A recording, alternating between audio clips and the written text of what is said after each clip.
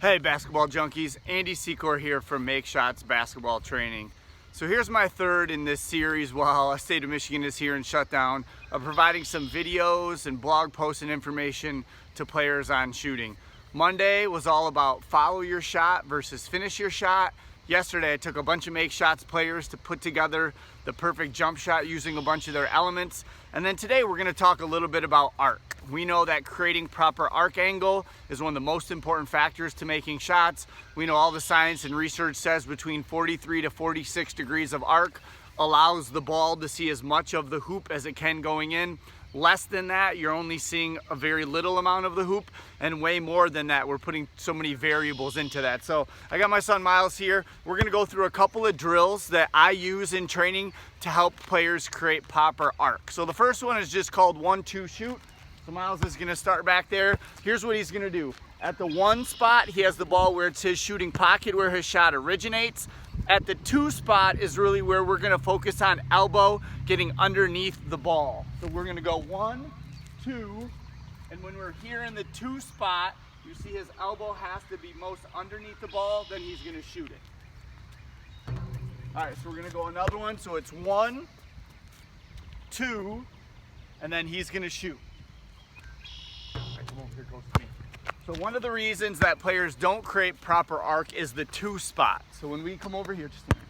1, 2, when they get to 2 here, they get behind the ball and not under the ball. So you really have to be flat with that right wrist.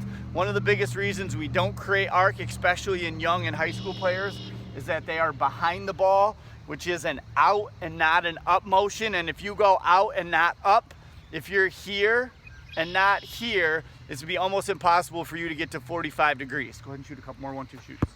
So we practice this where we just say 1, 2, shoot. And at 2, all we're evaluating is whether or not he's flat and underneath the ball. 1, 2, shoot. Good, all right, so come on in. The second drill that we do is just called, the second drill we do for arc is just called under lifts.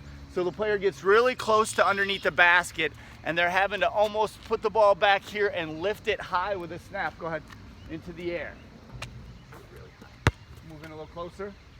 There you go, a little bit closer, almost where he has to lean back and drive it far into the air. A lot of players are gonna miss it, almost short. You can see it's hard for him to create enough arc, but we're really trying to get his body and his hands to get in that spot where he can shoot it high enough to roll one in.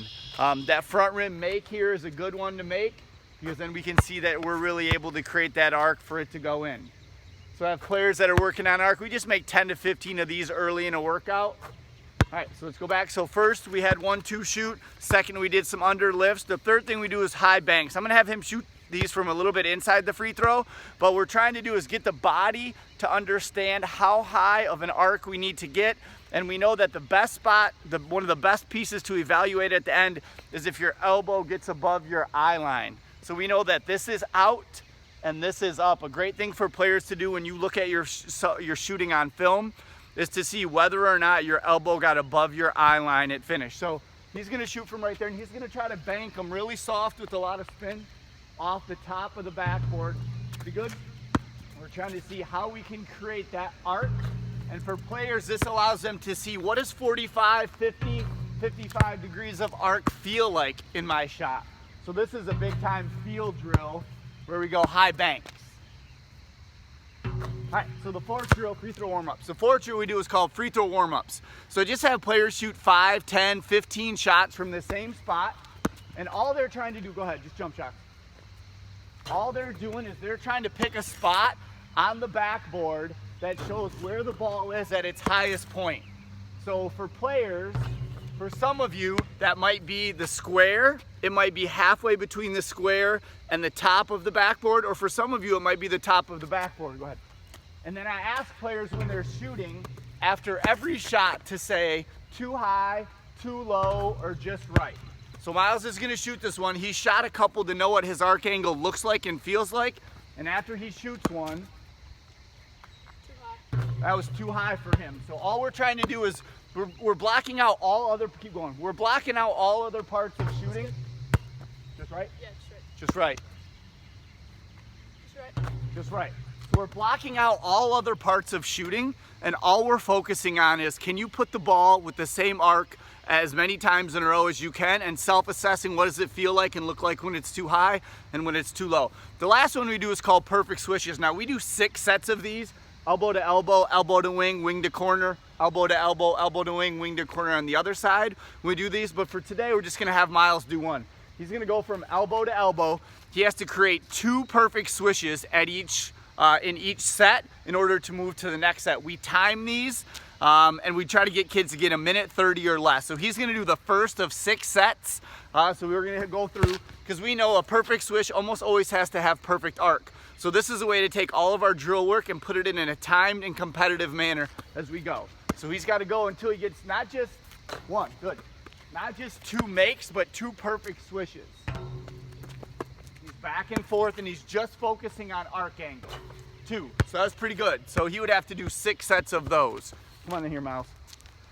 So those are 5 drills that we do in Make Shots training: 1-2 shoot, under lifts, high banks, free throw warm-ups with the self-assessment, and perfect swishes. So let's talk a little bit before we finish here today about what gets bad arc. We talked about when the shooter is behind the ball. That's one way that we can get bad arc, when he's too far behind the ball and not under. Another way that we get bad arc is by the time we get under, it's too high. So if you have a really high release and the first time you get under is right here, you only have that much space in order to create that power and that arc. So players that have a really high release, if they get to here right now, they only have this much room, versus if I get under right here, I have all this room to create some lifting motion. So be really aware of when you get under the ball, not just if you get under the ball. And then the last way we create bad arc is when we have a catapult. So you can see his elbow is so far in front of the ball here, the ball is way behind, and then you're just gonna, the only way to push the ball from a catapult is out instead of up. So those are just a couple of ways that you can create bad arc, or you might not have enough arc. Hope this video is helpful. We'll come to you tomorrow with an individualized shooting plan. I'll show you what the document is that has 15 most important shot elements, how I use that to focus players in training, and how that's really the anchoring document that allows us to do our individual work with Make Shots training. Stay home, stay safe, and we'll talk to you soon.